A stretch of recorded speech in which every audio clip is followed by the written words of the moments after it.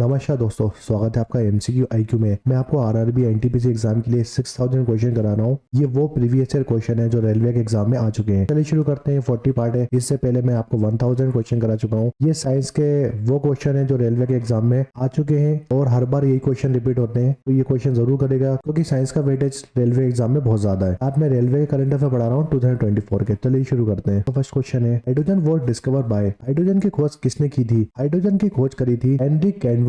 Henry Cavendish ने करी थी 1766 में। इलेक्ट्रॉन की बात करते हैं। अगर क्वेश्चन पूछेगा इलेक्ट्रॉन की खोज किसने करी थी, तो जे थॉमसन। जे थॉमसन ने इलेक्ट्रॉन की खोज करी थी। ये क्वेश्चन बहुत आता है एग्जाम में। नेक्स्ट क्वेश्चन है, सोलर एक्लिप्स ऑक्यूर व्हेन। जो सोलर एक्लिप्स होता है वो कब बनता है? तो देखिए, एक होता है हमारा, दो एक्लिप्स होते हैं। एक होता है सोलर एक्लिप्स और एक होता है लूनार एक्लिप्स। पहले सोलर एक्लिप्स की बात करते हैं। देखिए, सोलर एक्लिप्स जब बनता है जब जो मून होता है ना, ये मून है, और जो मून है ना वो किसके बीच में आता है? सन के बीच में और अर्थ के बीच में आता है। तो सन के बीच में मून आ जाता है जब बनता है हमारा सोलर एक्लिप्स। लूनार एक्लिप्स की बात करते हैं जब अर्थ सन के और मून के बीच में आता है। अर्थ, ये अर्थ है और ये किसके बीच में आ रहा है? ये सन के बीच में और मून के बीच में आ जाता है। जब सन के बीच में अर्थ आता है तो जो मून होता है ना वो बिल्कुल नहीं दिखेगा आपको। वैसे ही सोलर एक्लिप्स में होता है, जब सन के बीच में मून आता है तो अर्थ आपको दिखना बंद हो जाता है। तो ये दोनों एक्लिप्स एग्जाम में आते हैं। देखिए, सोलर एक्लिप्स को याद रखने की ट्रिक देखिए, हमेशा याद रखो, ऐसा याद रख लो, सेम सन जो होता है ना, सन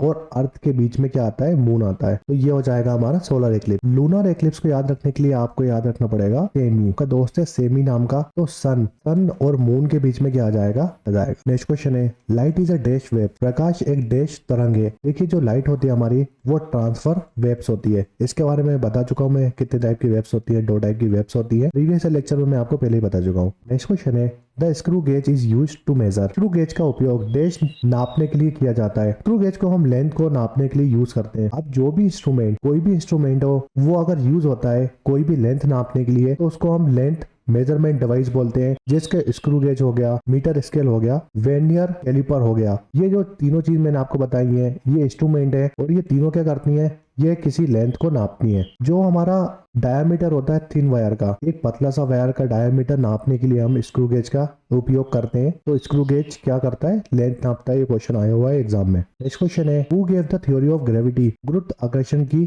सिद्धांत किसने दिया था? गुरुत्वाकर्षण का सिद्धांत किसने दिया? थ्योरी ऑफ ग्रेविटी है आइजैक न्यूटन ने दी थी, ग्रेविटी। नेक्स्ट क्वेश्चन है, who was the inventor of positron. Positron के इन्वेंटर कौन है? पॉजिट्रॉन का आविष्कार कौन ने किया था? तो कार्ल डेविड एंडरसन ने पॉजिट्रॉन का आविष्कार किया था। क्वेश्चन है, Newton was discovered by. Newton की खोज किसने करी थी? देखिए, न्यूटन जो होता है ना, उसकी खोज करी थी जेम्स कैडविक ने। न्यूटन में चार्ज कौन सा होता है? ये न्यूट्रल चार्ज होता है, यानी जीरो चार्ज होता है। इसमें कोई भी चार्ज नहीं होता न्यूटन में। न्यूट्रॉन में, प्रोटॉन की बात करते हैं, प्रोटॉन में पॉजिटिव चार्ज होता है, और इलेक्ट्रॉन की बात करते हैं, इसमें नेगेटिव चार्ज होता है। इलेक्ट्रॉन की खोज करी थी जे थॉमसन ने। प्रोटॉन से क्वेश्चन आता है, इसकी खोज करी थी किसने? गोल्डस्टेन ने। गोल्डस्टेन ने इसको डिस्कवर किया था। का नाम पूछेगा, प्रोटॉन का नाम किसने दिया था? जो प्रोटॉन नाम रखा गया है, इसको किसने दिया था? तो इसको दिया था रदरफोर्ड ने। रदरफोर्ड से एग्जाम में बहुत क्वेश्चन आता है।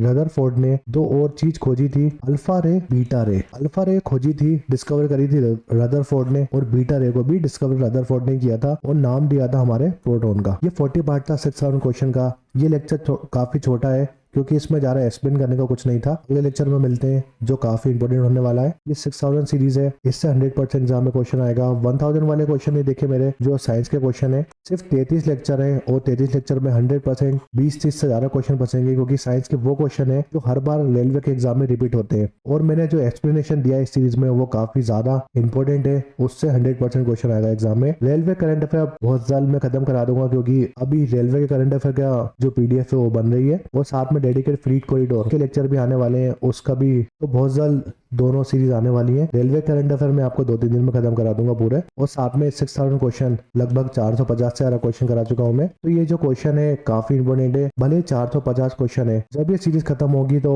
एक भी क्वेश्चन बाहर नहीं जाएगा रेलवे का। और एनटीपीसी ने, आप कोई भी रेलवे का एग्जाम दीजिए, इससे क्वेश्चन जरूर आएगा। Thanks for watching MCQ IQ. अगर आपने अभी तक चैनल को सब्सक्राइब नहीं किया तो प्लीज सब्सक्राइब करें, लाइक करें, शेयर करें, सब्सक्राइब करें एमसीक्यू आईक्यू को। Thanks for watching MCQ IQ.